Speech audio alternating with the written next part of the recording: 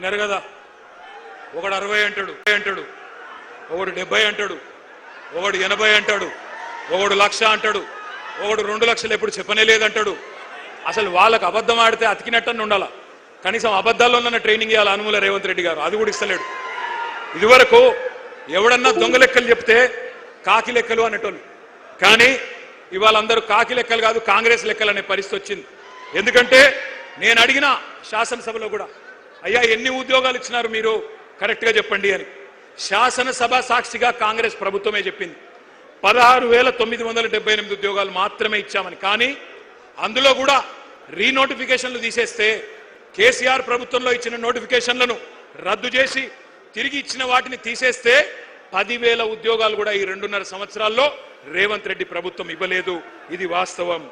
కానీ ఇంకా సిగ్గు లేకుండా పిసిసి అధ్యక్షుడు చెప్తున్నాడు మహేష్ గౌడ్ గారు, మేమెన్నడూ చెప్పలేదు ఏడాదిలో 2 లక్షల ఉద్యోగాలన్న మాట ఎన్నడూ చెప్పలేదని మహేష్ గౌడ్ గారు చెప్తున్నాడు. బట్టి విక్రమార్క గారు ఉప ముఖ్యమంత్రి చెప్తున్నాడు నిరుద్యోగ భృతి హామీ 4,000 ఇస్తామన్నది మేము ఇయ్యనే లేదు అని ఆయన బొంకుతా ఉన్నాడు. ఈ మహానుభావులు ఏమేం చెప్పినారో గుర్తుందా? కాలేజీ అమ్మాయిలకు స్కూటీలు ఇస్తామన్నారు. ఇవాళ ప్రియాంక గాంధీ గారిని రాష్ట్రంలోని మా చెల్లెలు అడుగుతున్నారు, ఎక్కడ నీ స్కూటీలు అని అడుగుతా ఉన్నారు.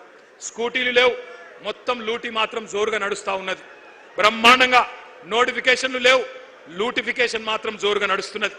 భూముల లూటిఫికేషన్, బూడిద లూటిఫికేషన్, ఇసుక లూటిఫికేషన్, అట్లాగే బొగ్గు లూటిఫికేషన్, బ్రదర్స్ లూటిఫికేషన్, బామ్మర్ది లూటిఫికేషన్, ఇది మాత్రం బ్రహ్మాండంగా నడుస్తా ఉన్నది.